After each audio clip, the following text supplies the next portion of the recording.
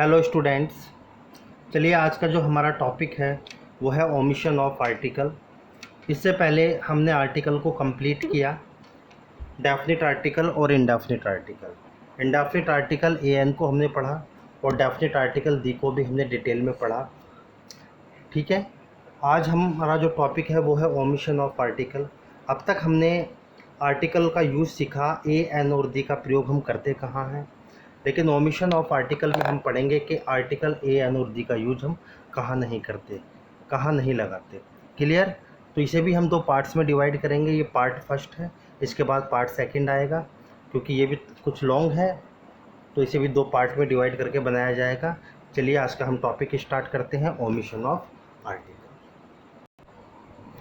चलिए आज का टॉपिक हमारा omission of article, no use of article.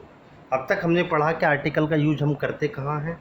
इस वीडियो में हम पढ़ेंगे कि ओमिशन ऑफ आर्टिकल कि इनका प्रयोग होता कहाँ नहीं है। क्लियर?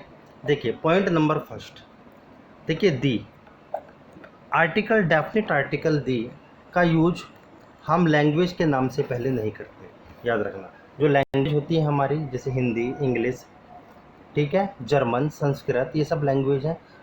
लैंग्वेज के नाम से पहले आर्टिकल दी का प्रयोग नहीं किया जाता। क्लियर? जैसे फॉर एग्जांपल देखिए, मैंने लिखा था English is spoken in England. ये लिखकर सेंटेंस मैंने काट दिया। ये सेंटेंस गलत है। क्यों गलत है? तो अगर देखा जाए, इंग्लिश जो है अपने आप में नेम ऑफ द लैंग्वेज, यानी कि लैंग्वेज है, तो इससे पहले आर्टिकल दी का प्रयोग नहीं होगा। इस सेंटेंस को आपको सही करने के लिए दी को यहाँ से रिमूव कर दो। केवल इतना आप कहेंगे English is spoken in England. ये सेंटेंस अपनी जगह बिल्कुल सही है। देखिए एग्जाम्पल नंबर 2, जैसे लिखा हुआ है the people of India speak the Hindi. अब देखो हिंदी अपने आप में क्या हुई, नेम ऑफ द लैंग्वेज, तो आप इससे पहले आर्टिकल दी का प्रयोग नहीं करेंगे। ये सेंटेंस लिखकर काट दिया गया क्योंकि सेंटेंस गलत है। सही सेंटेंस क्या होगा, the people of India speak Hindi. केवल इतना ही लिखेंगे आप, ठीक है, ये सेंटेंस आपका सही हो जाएगा। देखिए ओमिशन ऑफ आर्टिकल में से सबसे ज़्यादा एग्जाम में क्वेश्चन पूछे जाते हैं, ठीक है ना। चलिए देखिए, नोट डाल के मैंने नीचे लिखा है, बड़े ध्यान से ऑब्जर्व करें। देखिए, लेकिन आर्टिकल दी एक आर्टिकल है जो हर यानी कि कंडीशन पर डिपेंड करता है। ये हर नाउन के साथ यूज़ किया जा सकता है, ठीक है ना। चाहे वो प्रॉपर नाउन हो, चाहे वो आपकी प्यूलर नाउन हो, चाहे अनकाउंटेबल नाउन हो, आप आर्टिकल दी का यूज इजीली कर सकते हैं, लेकिन कंडीशन पर डिपेंड करता है। दी का प्रयोग आप कहीं भी कर सकते हैं, लेकिन वो कंडीशन पर डिपेंड करेगा। क्लियर? देखिए नोट डाल के लिखा है कि the name of language plus language. यदि नेम लैंग्वेज का नाम भी दिया हुआ है और उसके साथ लैंग्वेज वर्ड भी लिखा हुआ है, तब आप उसके साथ आर्टिकल दी का प्रयोग कर सकते हैं। या सेकंड कंडीशन क्या हो सकती है, यदि ट्रांसलेट वर्ड जो है लैंग्वेज के नाम से पहले दिया हुआ है, तब आप इसके साथ आर्टिकल दी का प्रयोग इजीली कर सकते हैं। जैसे देखिए, do you speak the German language. अब दी जर्मन, देखिए जर्मन कहने का मतलब नेम ऑफ लैंग्वेज, और लैंग्वेज अपने आप में खुद एक वर्ड है, ठीक है। तो इससे पहले आप आर्टिकल दी का प्रयोग इजीली करेंगे। सेकंड एग्जांपल देखिए, translate the Hindi into the English. Translate word जुड़ने से आप इससे पहले लैंग्वेज से पहले आप आर्टिकल दी का प्रयोग कर सकते हैं। ये बिल्कुल सही है, ठीक है ना। चलिए पॉइंट नंबर सेकंड को ध्यान दें। देखिए आर्टिकल दी का यूज प्रॉपर नाउन से पहले नहीं किया जाता। आर्टिकल दी का यूज प्रॉपर नाउन से पहले नहीं किया जाता, ठीक है ना। मैंने लिखकर ही काट दिया यहाँ पर।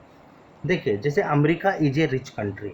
अब अमेरिका अपने आप में एक प्रॉपर नाउन है, तब आप दी अमेरिका नहीं कह सकते। आई लिव इन हापुड़, तो हापुड़ अपने आप में एक प्रॉपर नाउन है, तब आप इससे पहले आर्टिकल दी का प्रयोग नहीं कर सकते। ये दोनों सेंटेंस अपनी जगह सही है। लेकिन नोट डाल के मैंने नीचे लिखा है, जरा ध्यान दें। जब आप प्रॉपर नाउन को पर्टिकुलाइज सेंस में लिखते हैं, यानी कि पर्टिकुलाइज का मतलब है कि आप उस नाउन का विस्तार कर दें, उस नाउन के बारे में कुछ और डिटेल बताएं, ठीक है ना, तब आप उसके साथ आर्टिकल दी का प्रयोग इजीली कर सकते हैं। जैसे लिखा हुआ है द पटना ऑफ बिहार। अब मैं खाली पटना की बात नहीं कर रहा, जबकि पटना अपने आप में एक प्रॉपर नाउन है। The Patna of Bihar is dangerous today.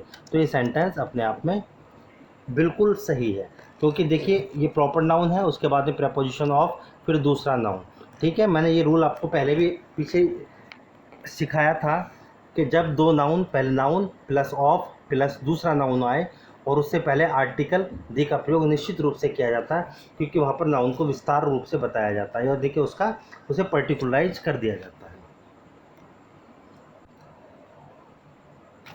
चलिए पॉइंट नंबर 3, देखिए जो सब्जेक्ट नेम होते हैं, जो विषय के नाम होते हैं, आप उनसे पहले आर्टिकल दी का प्रयोग नहीं करते। ठीक है, लिखकर मैंने काट दिया है यहाँ पर ध्यान से। जैसे फिजिक्स है, केमिस्ट्री है, बायोलॉजी है, ये सब नेम ऑफ सब्जेक्ट्स हैं, आप इनसे पहले आर्टिकल दी का प्रयोग नहीं करेंगे। जैसे physics is a difficult subject, अब ये सेंटेंस अपनी जगह बिल्कुल सही है, बात समझ में आई? ये सेंटेंस अपनी जगह बिल्कुल सही है, क्योंकि आप फिजिक्स से पहले दी का प्रयोग नहीं करेंगे। लेकिन मैंने नोट डाल के नीचे लिखा, ज़रा ध्यान दें, मैंने कहा कि आप दी का प्रयोग कहीं भी कर सकते हैं, लेकिन जब उस नाउन का विस्तार कर दिया जाए, जब उसे पर्टिकुलाइज सेंस में लिखा जाए। ठीक है, जब आप विषय के सब्जेक्ट के नेम को पर्टिकुलाइज करेंगे, तब आप उसके साथ आर्टिकल दी का प्रयोग इजीली कर सकते हैं। जैसे मैंने लिखा the physics of Ravi are poor, ये सेंटेंस बिल्कुल अपनी जगह सही है। ठीक है ना, देखिए द फिजिक्स ऑफ रवि, अब मैं फिजिक्स की बात नहीं कर रहा, मैं रवि की फिजिक्स की बात कर रहा हूँ। तब इसके साथ मैंने ये नाउन में भी रूल आपको समझाया था, आने वाले वर्ब भी, प्लूरल वर्ब भी यूज की जाती है। चलिए नेक्स्ट पॉइंट देखिए, पॉइंट नंबर 4, थोड़ा ध्यान दें।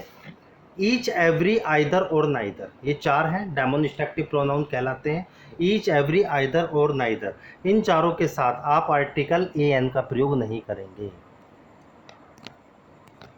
ठीक है ना, आर्टिकल ए एन का प्रयोग इनके साथ आप नहीं करेंगे। जैसे मैंने लिखा each boy has a pen, ठीक है, ये सेंटेंस अपनी जगह बिल्कुल सही है।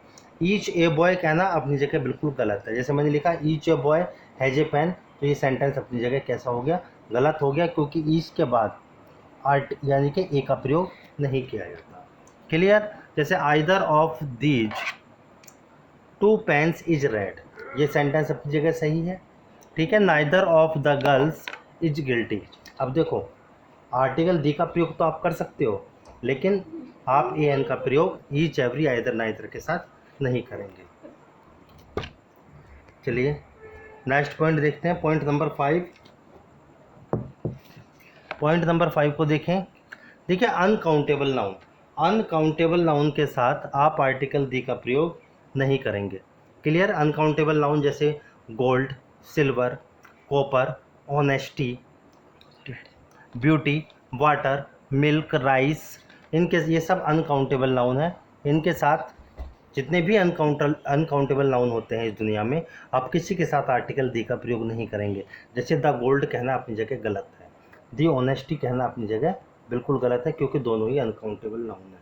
ठीक है, लेकिन मैंने फिर बताया था कि केवल आर्टिकल दी का प्रयोग आप अनकाउंटेबल नाउन के साथ भी कर सकते हैं। किस कंडीशन में? यदि अनकाउंटेबल नाउन को पर्टिकुलराइज कर दिया जाए, उसे पर्टिकुलराइज सेंस में लिखा जाए, तब आप इसके साथ आर्टिकल दी का प्रयोग कर सकते हैं। जैसे फॉर एग्जाम्पल देखिए, मैंने लिखा the gold of Nepal is cheap. अब देखो, मैं खाली गोल्ड की बात नहीं कर रहा, मैं नेपाल के गोल्ड की बात कर रहा हूँ। एक जो कंट्री है उसके गोल्ड की बात मैं कर रहा हूँ, तब आप इसके साथ आर्टिकल दी का प्रयोग कर सकते हैं। जैसे मैंने लिखा the honesty of Rohan is प्रेजवर्ती। अब खाली ऑनेस्टी की बात नहीं हो रही, रोहन की ऑनेस्टी की बात हो रही है, तब आप इसे आप जब पर्टिकुलराइज सेंस में कर लिखते हैं, तब इसके साथ आर्टिकल दी का प्रयोग इजीली कर सकते हैं। जैसे मैंने लिखा the beauty of Rekha is legendary. अब मैं केवल ब्यूटी की बात करूं, तब आर्टिकल दी गलत है, लेकिन जब मैंने इसे पर्टिकुलराइज कर दिया, यानी कि अब मैं ब्यूटी की बात नहीं कर रहा, मैं रेखा की ब्यूटी की बात कर रहा हूँ, तो the beauty of Rekha is पेजवर्ती, ये सेंटेंस अपनी जगह बिल्कुल सही है। चलिए पॉइंट नंबर 6, देखिए article the, definite article the का use sports, name of sports से पहले नहीं किया जाता, यानी कि जो खेलों के नाम होते हैं उनसे पहले आप आर्टिकल दी का प्रयोग नहीं करेंगे। जैसे मैंने लिखा ही प्लेज क्रिकेट, ये सेंटेंस अपनी जगह बिल्कुल सही है, लेकिन ही प्लेज द क्रिकेट कहना गलत है, क्योंकि क्रिकेट से पहले आर्टिकल दी का प्रयोग नहीं होगा।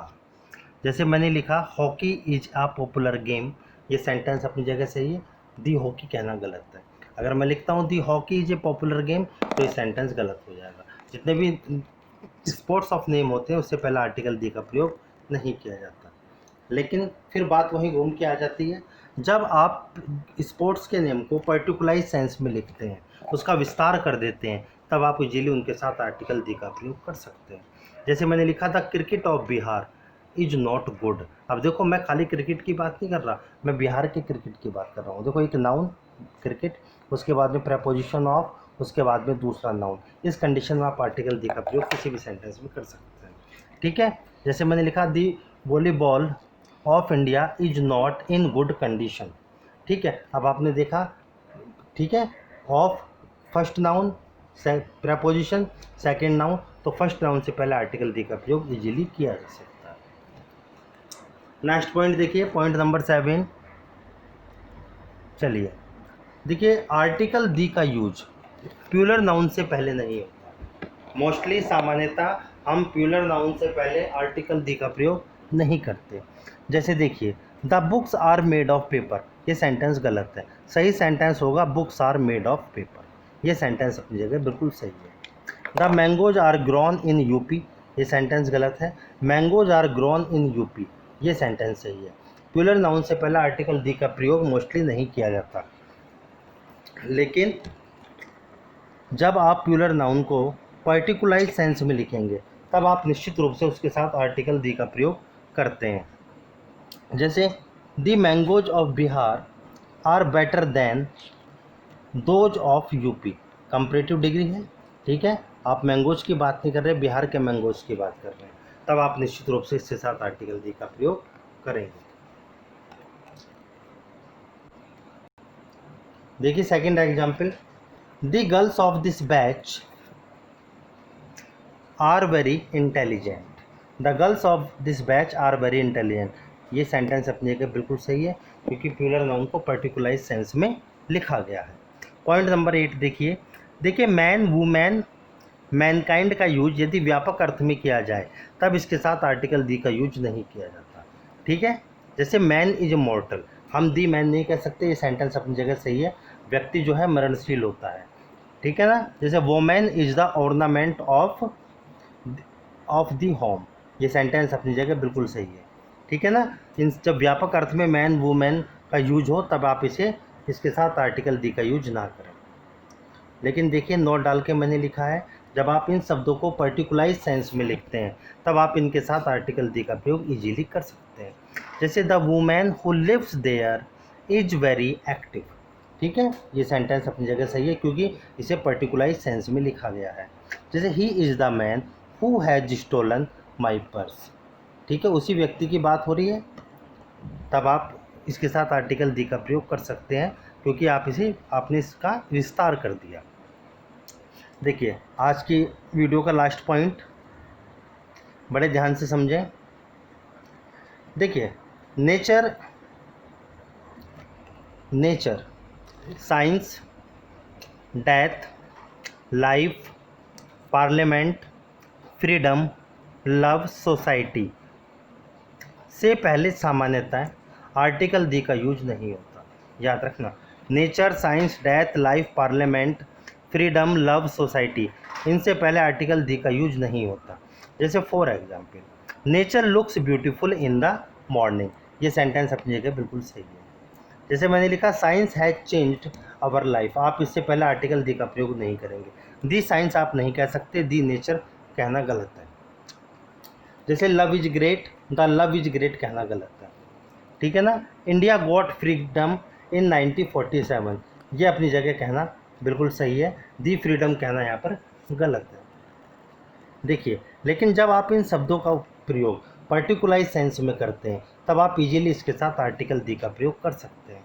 देखो जैसे the society of our village is bad. Clear, ये सेंटेंस अपनी जगह बिल्कुल सही हुआ क्योंकि मैं निश्चित एक अपने गांव की सोसाइटी की बात कर रहा हूँ, मैं पूरी सोसाइटी की बात नहीं कर रहा। दी नेचर ऑफ गोवा, मैं नेचर की बात नहीं कर रहा, मैं गोवा के नेचर की बात कर रहा हूँ। ठीक है, दी nature of Goa is not good, ये सेंटेंस अपनी जगह सही है। चलिए थैंक यू स्टूडेंट्स, ये पार्ट 1 था ओमिशन ऑफ आर्टिकल का। सेकंड पार्ट में ओमिशन ऑफ आर्टिकल को हम कंप्लीट कर देंगे। आप ज़्यादा से ज़्यादा मेरे चैनल को सब्सक्राइब किया करें और वीडियो को ज़्यादा से ज़्यादा लाइक करें ताकि मुझे प्रेरणा मिलती रहे नई नई वीडियो को अपलोड करने की। Thank you.